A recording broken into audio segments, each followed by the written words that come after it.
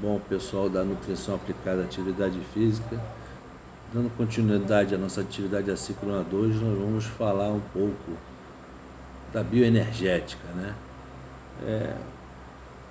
Por quê? Porque nós, seres humanos, nós retiramos dos carboidratos, das proteínas e dos lipídios a energia que o nosso corpo necessita para cumprir suas funções fisiológicas e mecânicas. Beleza, até aí tudo bem. Mas como é que se dá esse transporte de energia, né? Vamos entender um pouco de bioenergética. Primeiramente, vamos ter que entender um pouco da primeira lei da termodinâmica, né? Que é bom de ter em mente. Segundo postula essa lei, ela afirma que nenhuma energia é criada ou destruída, mas ela é transformada de um estado para outro, sem ser utilizada. O que significa?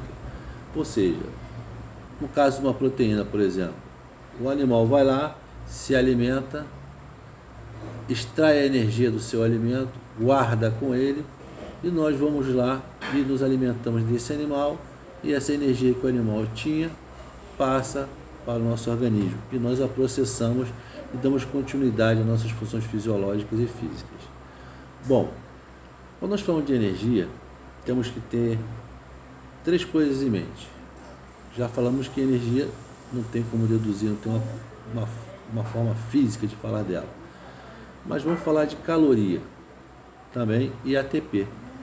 Bom, quando nós falamos nessa energia, que ela é absorvida pelo nosso corpo, transformada, nós temos que quantificar essa energia.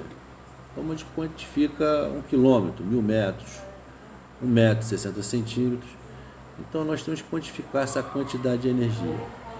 Para isso nós postulamos o termo caloria. O que é a caloria? A caloria basicamente é a energia armazenada de um corpo, de uma matéria capaz de aquecer, por exemplo, 1 grama de água em 1 grau, de 14,5 para 15,5 graus centígrados. Por isso nós titulamos caloria, que vem de calor, né, no caso.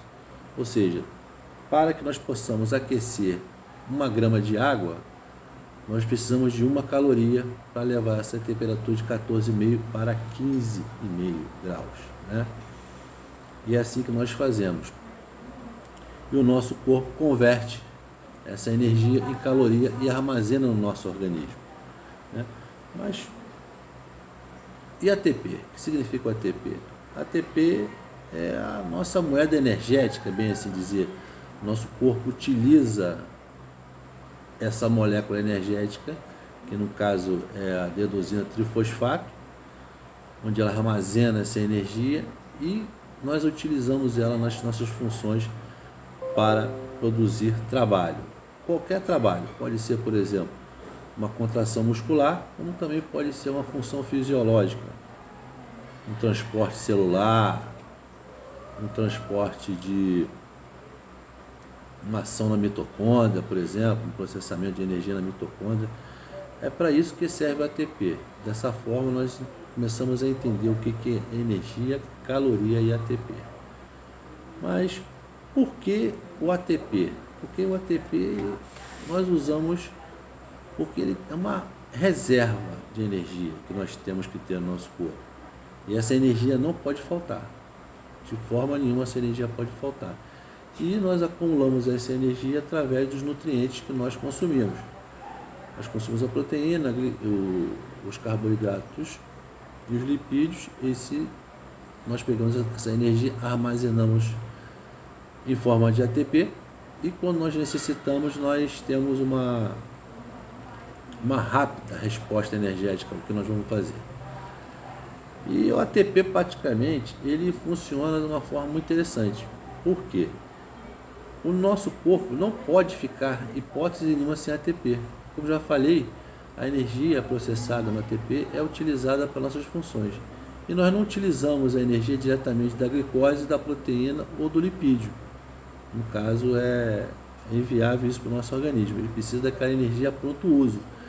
E ele irá fazer de tudo para armazenar essa quantidade de energia de uma forma que ela fique disponível assim que for necessária. Bom, então recapitulando, nós podemos dizer que nosso corpo ele tem a necessidade de armazenar esse ATP, essa moeda energética. E ele vai buscar essa, como eu já disse, nas proteínas, nos lipídios. Então o que acontece?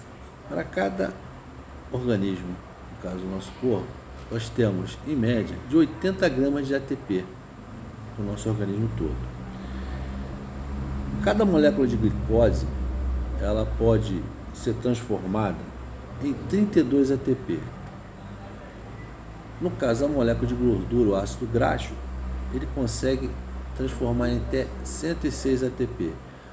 Por isso que é tão importante que o nosso organismo armazene esses nutrientes, né? No caso, os ácidos graxos através dos lipídios e os carboidratos trazendo a glicose para o nosso organismo. Isso é uma base fundamental para que o nosso organismo mantenha essa reserva sempre disponível assim que for necessário. Bom, recapitulando, nosso corpo obtém essa energia dos alimentos que nós consumimos. Pois bem, como é que essa energia se transforma em uma energia para poder movimentar todo o sistema? Bem, praticamente há uma chamada função respiratória celular ou bioquímica, ou seja, proveniente de reações químicas, ou seja, uma substância como a glicose, por exemplo, suas moléculas de hidrogênio, oxigênio, elas interagem, transferem seus elétrons uma para as outras, a outra recebe, no caso, a quem recebe um elétron por exemplo, um oxigênio que recebe um elétron do hidrogênio, quer dizer que ele sofreu uma redução, ou seja, as suas camadas de valências, no caso, ficaram completas. Então, isso que nós sabemos, que os elétrons se transferem de uma matéria para outra, da glicose para o oxigênio, do carbono para a glicose, e assim vai. E essa energia é acumulada. E nós produzimos, então, esse ATP que levará em frente o processo biológico do nosso corpo. Como eu falei anteriormente, o nosso organismo ele consegue armazenar uma pequena quantidade de ATP, praticamente de 80, como já falei, até 100 gramas. Ou seja, o uso de uma parte desse ATP que nós já temos armazenado, ele funciona praticamente como se fosse uma boia de uma caixa d'água, por exemplo. Né? Nós estamos lá com a caixa cheia, quando esvazia um pouquinho, a boia baixa e entra mais água. Praticamente é mesmo isso. O consumo de ATP ele funciona basicamente como um restart, ou seja, ele dá a partida no processo que tem que ser feita uma síntese rápida dessa moeda energética. É como se fosse um fuzil, você começou a gastar ali o ATP, ele dispara, opa, vamos colocar mais ATP no local, porque o nosso corpo não pode ficar sem ATP. No caso, por que ele não armazena ATP para poder ficar de boa? É porque a ATP, essa molécula de ATP, ela é bem pesada, no caso. Essa molécula, ela em relação a uma célula de glicose, ou uma molécula de glicose, um lipídio, ela é muito grande. Por isso que nós não conseguimos armazenar ela, nosso organismo não consegue armazenar ela em grande quantidade. 80 a 100 gramas aqui, o máximo que o nosso organismo consegue fazer. Então nós temos que fazer uma ressíntese.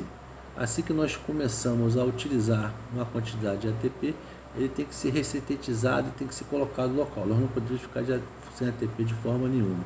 E essa é a função das fosfocreatinas. São creatinas de alta capacidade energética, ou seja, elas têm muito ATP. Elas têm que ser produzidas constantemente. Uma boa fonte são as gorduras. Né? Nós conseguimos, por exemplo, uma molécula de gordura, como já falei, 106 ATP, uma molécula de lipídio, né? Uma de carboidrato, uma glicose, uma 32 ATP. Então o corpo vai ali rapidinho, opa, pega da célula de gordura, aquele lipídio ali e tal, para poder produzir o ATP que ele necessita em grande quantidade. Essa aí praticamente é dinâmica. Por que nós não podemos, temos tempo que estar ressintetizando esse ATP a todo momento, entendeu?